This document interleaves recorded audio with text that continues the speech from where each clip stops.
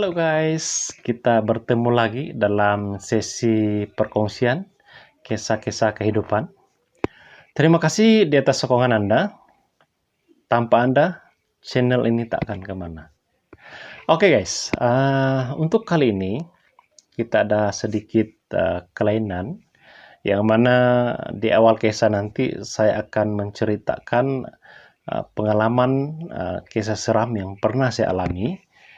Dan selebihnya saya akan ceritakan kisah pengalaman salah seorang pendengar kita yang inginkan kisah beliau itu diceritakan di channel ini. Nama beliau tidak mau disebut dan juga lokasi atau tempat kejadian harus dirahasiakan. Kisah saya bermula begini. Kisah ini berlaku pada tahun 1991, yang mana pada tahun itu saya berada di tingkatan 5 lah. Biasalah kalau sudah tingkatan 5 kita akan menduduki pemeriksaan SPM.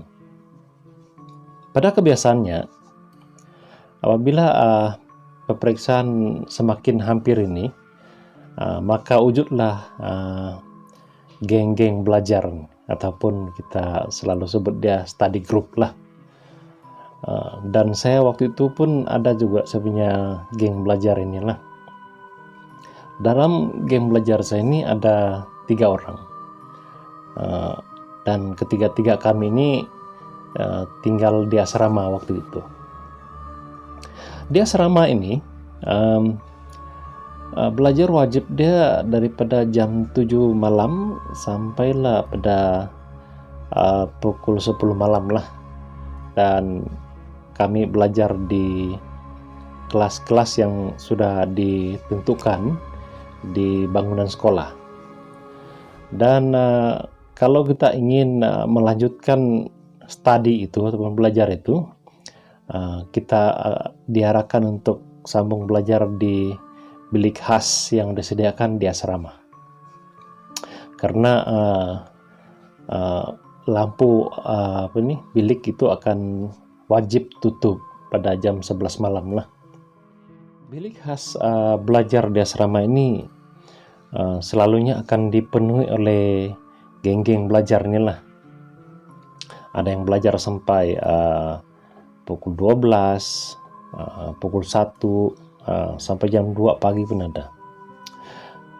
Oleh karena terlampau ramai, sebab golongan-golongan geng belajar ini ada yang daripada tingkatan 5, ada juga daripada tingkatan 3.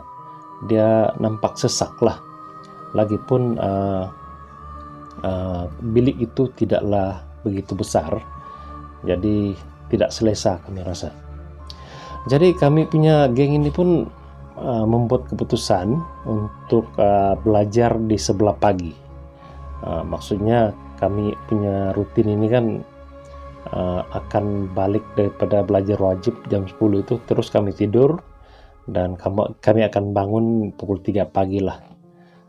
Dari 3 pagi itu sampailah pada waktu sarapan asrama itu. Nah, begitulah rutin kami harian kami itu.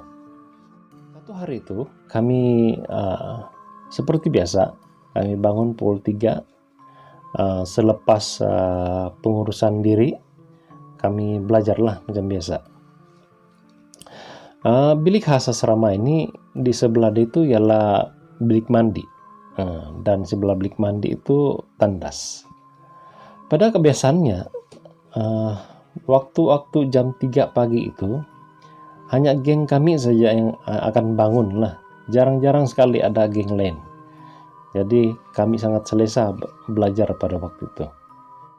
Dijadikan cerita ketika kami sedang asyik untuk belajar itu kan, kami diganggu oleh satu bunyi bising lah daripada bilik mandi itu sebelah. Dia punya bunyi bising ini macam orang tengah cuci pakaian yang kena berus itu. Dia berus pakaiannya, lepas kena berus itu kan dia macam dia hampas itu kain. macam zaman-zaman dulu punya cara cuci kain itu, hampas-hampas di batu, lebih kurang begitulah.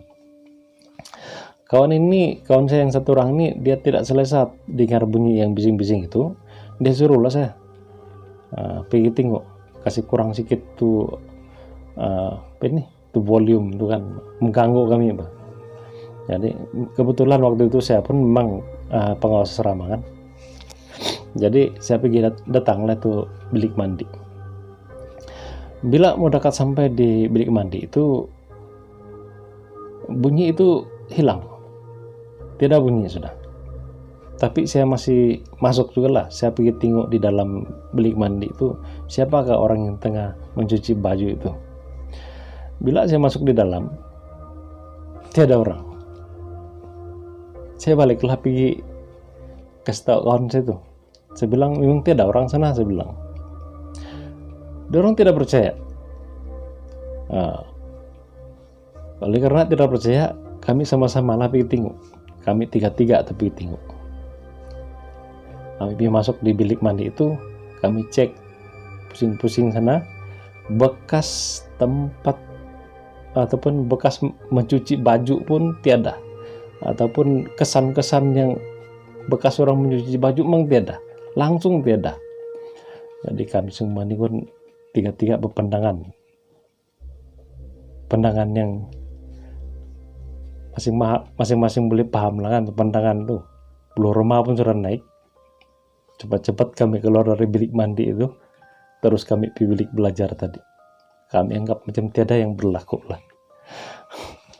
Oke guys, itu adalah kisah saya semasa belajar di waktu pagi ini.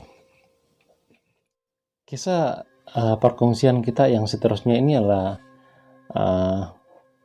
dihantar oleh salah seorang pendengar kita, dan dia masih lagi berkisar tentang geng belajar inilah. Kisah ini berlaku di sebuah sekolah berasrama penuh, lebih kurang pada tahun 1990. Di asrama perempuan itu ada satu geng belajar yang akan belajar sampai lewat malam lah. Mereka ini akan belajar di bilik khas asrama itu juga. Ada seorang geng belajar ini, namanya dia si Ana lah, kita namakan dia sebagai si Ana, yang bukan nama sebenarnya. Si Ana ini akan suka duduk di paling depan dalam kelas itu, dalam bekas belajar itulah. Dia suka duduk paling depan. Dia ini mungkin tidak suka ada gangguan kalau orang di depan barangkali kan, jadi dia suka duduk di depan. Satu malam itu geng belajar ini belajarlah macam biasa kan sampai lewat malam. Mungkin terlampau kusyuk nih si Ana ini, dia tidak perasan yang dia tinggal satu orang lagi di bilik itu. Kawan-kawannya sudah balik ke tidur. Belajar punya belajar, dia ada satu soalan dia mau tanya kawannya. Nah, jadi dia tanyalah kawannya di sebelah. Dia pusing, dia tengok kawan di sebelah kan. Dalam masa dia mau tanya itu, mata si Ana ini ternampak di bawah meja itu, yang kawan yang dia mau tanya ini tidak kaki dia. Bila si Ana terperasan itu bukanlah manusia, terus dia jawab, tidak apalah, saya tahu sudah jawaban dia. Dengan cepat-cepat dia kasih kemas dia punya barang-barang, terus dia lari pergi asrama di bilik dia lah. Oke guys, rupanya mengikut kisah-kisah yang sini ada orang dulu lah, asrama itu pernah terjadi case bunuh diri disebabkan oleh tekanan ataupun tension belajar sama-sama ambil SPM dulu. Jadi mungkin itu adalah roh gangguan daripada budak yang meninggal itulah. Oke guys, itu saya perkongsian hari ini. Saya harap orang nilai sendiri cerita-cerita yang saya kongsikan hari ini. Semoga kita akan berjumpa di lain hari.